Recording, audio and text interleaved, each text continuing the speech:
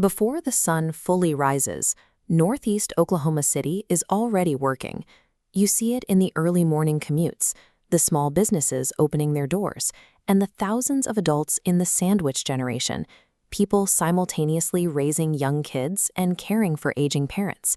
They are managing households, stretching paychecks, and doing everything required to keep a neighborhood running. But 20 blocks away sits an entirely different reality. The Oklahoma State Capitol operates on its own timeline, shielded by heavy stone and complex procedure. It is an environment designed for abstract debate, far removed from the morning rush on the neighborhood sidewalks. Yet the specific decisions made inside that building dictate the exact conditions on the street. A single committee vote determines whether a corner store can afford to stock fresh groceries, whether a local clinic stays open to treat a child's fever, and how much funding makes it into the public school classroom at the end of the block. When working families feel entirely disconnected from state politics, it is rarely a symptom of apathy. That distance is the mechanical result of a structural divide. The system requires people to exhaust their energy surviving the neighborhood, leaving almost no time to navigate the heavy doors of legislative power. To bridge that gap, we have to look at how the system actually communicates. In the Capitol, a legislative bill is often treated as procedural paperwork. In reality, a bill is a written, legal solution to a highly specific pain point. If a neighborhood is hurting, a bill is the exact medication prescribed to fix it. To become law, that prescription has to travel a grueling path. It is drafted, assigned to a committee, debated, amended, and eventually brought to these exact wooden desks on the floor of the House of Representatives. That process takes months. But out in the district, problems do not wait for a floor vote. A parent looking at a mounting school lunch debt or a senior trying to stretch their insulin supply to the end of the month requires an immediate solution. The legislative calendar moves at a crawl. Survival demands urgency. Because of that mismatch, we cannot grade a representative based solely on whether they filed paperwork. A bill's true worth is proven entirely by its material impact. If a piece of legislation does not eventually lower a prescription cost or improve a local school, it is just ink on a page.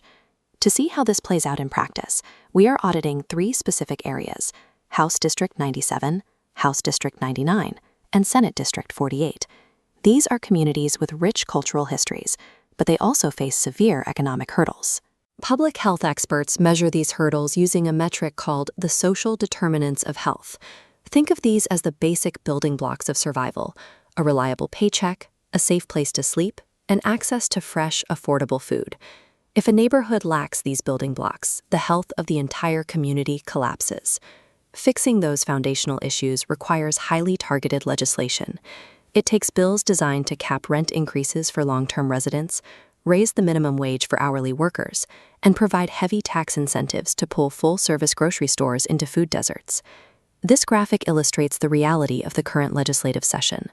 On one side, we have the documented heavy burden of the community's survival needs. On the other, we see the actual legislation filed by lawmakers. Instead of bills addressing those social determinants, the docket is flooded with procedural shell bills and abstract cultural mandates that offer zero material relief to a struggling family. An elected official's job is not to manage abstract debates. Their effectiveness is proven entirely by one standard: whether their legislative agenda directly targets and treats the documented physical needs of their own district. Which brings us to the severe consequences of unrepresentation, specifically in House District 99. Initially, this district's docket held immense promise. Bills were drafted to fight local food insecurity, address maternal health disparities, and build support systems for youth experiencing trauma. Then, the representative for District 99 resigned following severe Ethics Commission violations. Those vital community bills lost their champion, and the seat was left entirely vacant. This diagram shows the immediate mechanical consequence of that absence. The legislature is currently moving massive statewide tax cuts and heavy infrastructure overhauls. Without a representative in that chair, House District 99 loses its defensive voting power. When sweeping modernization acts are passed, minority and low-income districts rely on their representative to ensure they aren't left behind. Without that vote, the neighborhood is defenseless against harmful mandates. In a system built on representative votes, a vacancy functions as a subtraction from the community's defensive line. The silence of an empty chair at the Capitol leads directly to the loss of resources on the neighborhood street. To hold these seats accountable, the Bigger Than Food Foundation developed a strict 100-point grading formula. It ignores political branding entirely, grading officials exclusively on whether they actually implement policies that fix their district's social determinants of health. Take a look at this dashboard. Senator Nikki Nice earns an A-. The data supports it. Her portfolio directly attacks poverty. She authored bills to raise the minimum wage, cap rent increases, fund maternal care, and formalize community health workers. She is actively writing prescriptions for her district's specific ailments. Conversely, Representative Alicia Timmons earns a D. While she filed procedural adjustments for administrative courts, her record shows a severe lack of direct poverty alleviation or anti-gentrification legislation. For a highly vulnerable district, that policy gap is a failure in representation.